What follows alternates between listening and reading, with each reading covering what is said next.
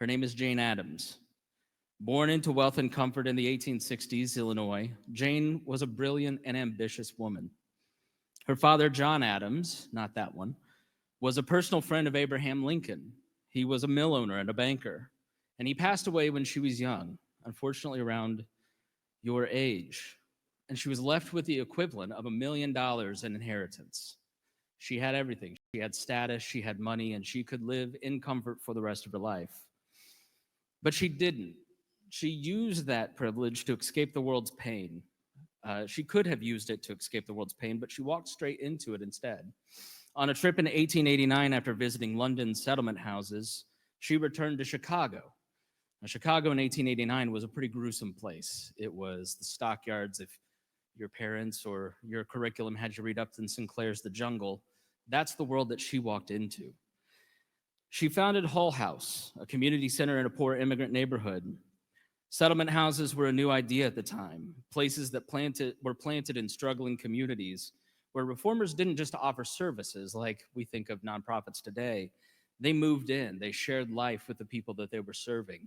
They set up houses, and it wasn't just poor relief. It was intellectual stimulation, education, healthcare, job training. And the key of it was proximity and presence with the people. The message was, we're not above you, we're here with you, sitting in your struggles.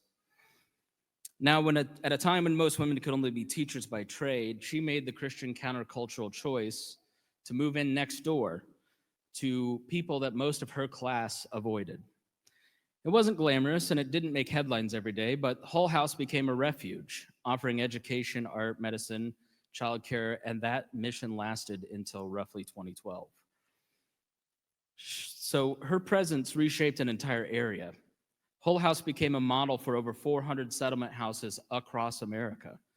She helped pioneer the field of social work, fought to end child labor, and advocated for safe working conditions, public sanitation, and education reform.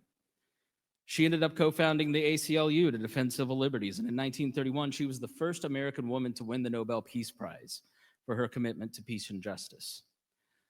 She didn't just serve poor and immigrants in her area, she dignified them.